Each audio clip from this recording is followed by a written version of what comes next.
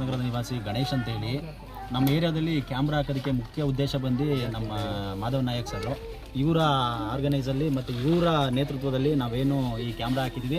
ಇದು ನಮ್ಮ ಏರಿಯಾದಲ್ಲಿ ಆಗ್ತಕ್ಕಂಥ ಎಲ್ಲ ಕ್ರೈಮ್ಗಳ ಬಗ್ಗೆ, ಯಾವುದೇ ಒಂದು ಗಾಡಿ ಕಳ್ತನ ಆಗಿರ್ಬೋದು, ಒಂದು ಪೆಟ್ರೋಲ್ ಕಳ್ತನ ಆಗಿರ್ಬೋದು, ಮತ್ತು ಇಲ್ಲೆಲ್ಲ ಇಲ್ಲಿಗಲ್ ಆಕ್ಟಿವಿಟೀಸ್ ಏನಂತಂದರೆ ಈ ಗಾಂಜಾ ಸೇವನೆ ಮತ್ತು ಇವೆಲ್ಲ ಇದೆಯಲ್ಲ, ಇವನ್ನೆಲ್ಲ ಮಾಡಬೇಕು ಅಂತೇಳಿ ಡಿಸೈಡ್ ಮಾಡಿದ್ದಾರೆ. ಇದು ಒಂದು ಕಾಡು ಪ್ರದೇಶ, ಈ ಪ್ರದೇಶದಲ್ಲಿ ಈ ಥರದ್ದೆಲ್ಲ ನಡೆಯುತ್ತೆ ಅಂತೇಳಿ ಫಸ್ಟೇ ನಾವೇ ಇದನ್ನು ಪ್ಲಾನ್ ಮಾಡಿ ಈ ಕ್ಯಾಮ್ರಾನ ಹಾಕಬೇಕು ಅಂತೇಳಿ ಡಿಸೈಡ್ ಮಾಡಿದ್ದೀವಿ. ಇದು ಯಾವುದೇ ರೀತಿಯಲ್ಲಿ ಇದನ್ನು ನಡಿಬಾರ್ದು, ನೆಕ್ಸ್ಟು ನಡೆಯೋದಕ್ಕೆ ಬಿಡಲೂಬಾರ್ದು.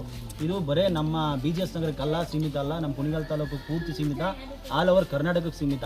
ಈ ಥರದನ್ನೆಲ್ಲ ಎಲ್ಲ ಏರಿಯಾಗಳಲ್ಲೂ ಎಲ್ಲ ಚಿಕ್ಕ ಚಿಕ್ಕ ಗಲ್ಲಿಲಾದರೂ ಕೂಡ ಏನು ತುಂಬ ಜಾಸ್ತಿ ಖರ್ಚಾಗಲ್ಲ, ಆಗದೆ 1,000 ರೂಪಾಯಿ 2,000 ರೂಪಾಯಿ ಖರ್ಚಾಗ್ಬೋದು. ಇದನ್ನೆಲ್ಲ ಎಲ್ಲ ಏರಿಯಾಗಳಲ್ಲೂ ಇದ್ದರೆ ತುಂಬ ಅನುಕೂಲ ಆಗುತ್ತೆ. ಯಾರೇ ಕ್ರೈಮ್ ಮಾಡುವಂಥದ್ದು ಕೂಡ ಒಂದು ಭಯ ಇರುತ್ತೆ.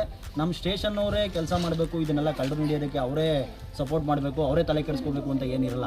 ಏರಿಯಾ ಜನಗಳು ಮನಸ್ಸಲ್ಲೂ ಕೂಡ ಬರಬೇಕು. ಏರಿಯಾ ಜನಗಳವರು ನಮ್ಮ ಏರಿಯಾದಲ್ಲಿ ಆಗುವಂಥ ಕ್ರೈಮ್ಗಳನ್ನ ನಾವೇ ತಡೆ ಹಿಡಿಬೇಕು, ನಾವೇ ಅದನ್ನು ವಾಯ್ಸ್ ರೈಸ್ ಮಾಡಬೇಕು. ನಮ್ಮಲ್ಲಿ ಆಗುವಂಥದ್ದನ್ನು ನಾವು ಅವರು ಸಾಹೇಬ್ರ ಹತ್ರ ಹೇಳ್ಕೊಂಡ್ರೆ ಅವ್ರ ಕೈಲಿ ಆಗುವಂಥದ್ದನ್ನು ಮಾಡ್ತಾರೆ. ಈ ಥರ ಕ್ಯಾಮ್ರಾಗಳು ಹಾಕ್ಸೋದ್ರಿಂದ ತುಂಬ ಅನುಕೂಲ.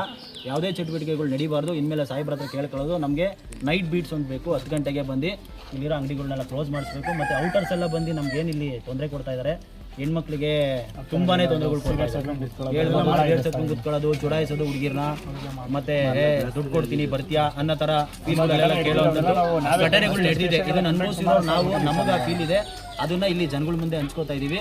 ಈಗ ಸರ್ ನಮ್ಗೊಂದು ಬೀಟ್ ಪೊಲೀಸ್ ಮತ್ತೆ ನೈಟ್ ಒಂದು ಲೊಕೇಶನ್ ಹಾಕಿ ನಿಮ್ಗೊಂದು ಶೇರ್ ಮಾಡಿದ್ರೆ ಅದೊಂದು ವ್ಯವಸ್ಥೆ ಮಾಡಿದ್ರೆ ನಮ್ಮ ಏರಿಯಾ ಆಗುವಂಥ ಕ್ರೈಮ್ಗಳು ಎಲ್ಲ ಕಂಟ್ರೋಲ್ ಆಗುತ್ತೆ.